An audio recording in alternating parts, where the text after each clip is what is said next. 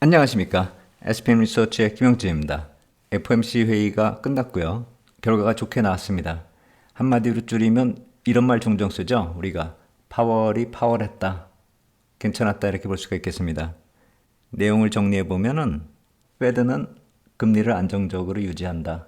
그리고 경제 전망을 봤을 때 성장과 인플레이션 흐름이 스태그플레이션 가능성도 높인다. 좀 안 좋은 얘기도 나왔습니다. 그리고 얼마나 많은 금리가 이루어질 것인지에 대해서 약간 좀 차이를 보였는데 점도표는 좀 이따 말씀드리고요.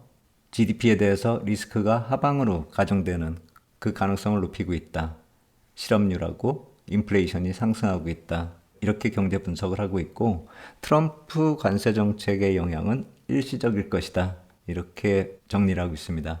안 좋은 것들은 다 일시적이다. 이런 식으로 표현하는 게 오늘 프레스 컨퍼런스에서 좀 특징적인 모습이었다. 이렇게 볼 수가 있겠고 제가 이번 FOMC 회의에서는 금리 전망도 중요하지만 QT 관련된 얘기도 중요하다. 이렇게 말씀드렸죠. 오늘 QT 관련된 얘기도 나왔습니다. 그래서 전체적으로 봤을 때 10년물 금리가 4.25%까지 쭉 빠지는 그런 모습 나왔는데 제가 이거는 집계를 한 30분 전쯤에 한 4시 반 전후로 해서 한 것이고 지금 상황 보면 한 4.24까지 추가적으로 좀 더 빠지는 모습 이렇게 나타나고 있습니다.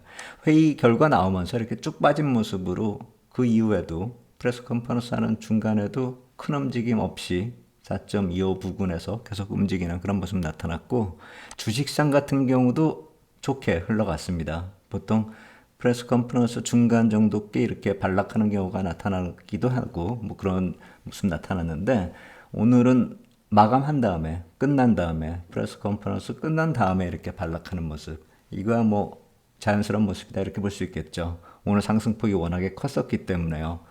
나스닥 선물 기준으로 6월물 기준으로 2만 100포인트도 넘어서는 모습 보였고 그 프레스 컨퍼런스 끝나면서 이렇게 좀 반락하는 모습으로 나타나고 있습니다. 점도표 먼저 한번 살펴보면은요. 제가 이 금리 수준으로 이 4% 기준으로 한번 표를 맞춰봤습니다.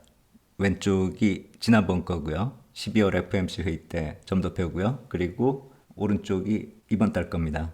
보시면은 이 아래에 있는 점들 올해 기준으로 놓고 봤을 때 3%까지 인하한다라는 그런 전망이 싹 사라져 버렸죠. 이제는 3.5 이하가 없습니다. 그리고 2번 정도 금리 인하한다. 이렇게 보시면 될 것 같아요. 그리고 내년 같은 경우에는 3% 이하 전망은 똑같이 3개가 맞는데 2.5 이하로 내려갔었던 그런 전망 자체는 이제 아예 없고 아래로 퍼져 있었던 게 2.75에서 3%로 다 올라갔습니다. 그리고 위쪽으로 좀 더 올라갔죠. 4% 이상을 보는 그런 점도표도 세 사람이 나타났습니다.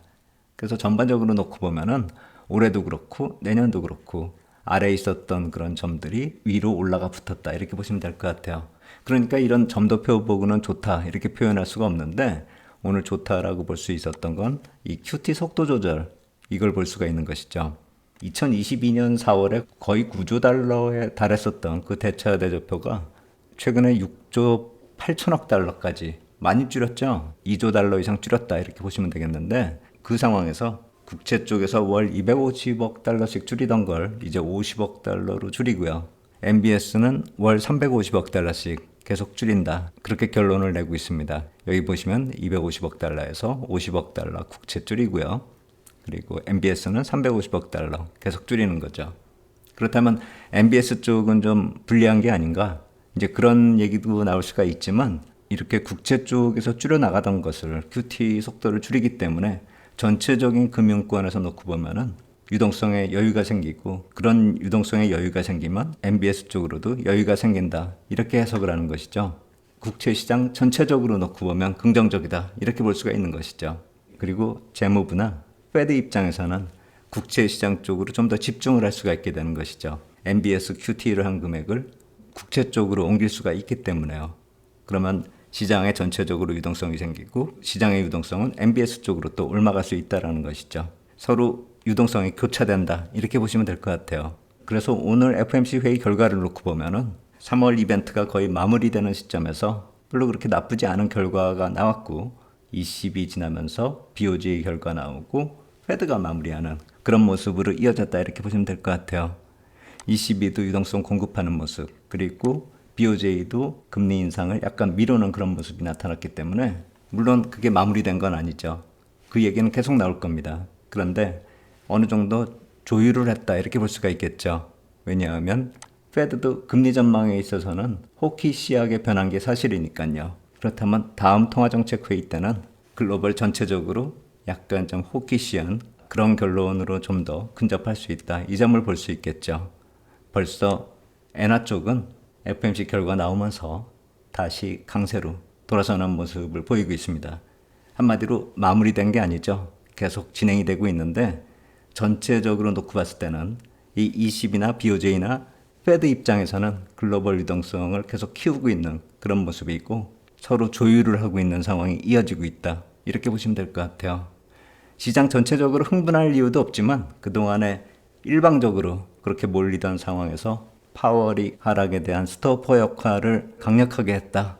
그게 또 다시 시장의 관심을 받기 시작했다. 이렇게 보시면 될 것 같아요. 그러면서 한숨 돌릴 수 있게 되었다는 점에 큰 의미를 둘 수가 있겠고요. 4월 글로벌 유동성의 반전, 여기에 대한 기대감도 크게 만들었다. 이렇게 보시면 될 것 같아요.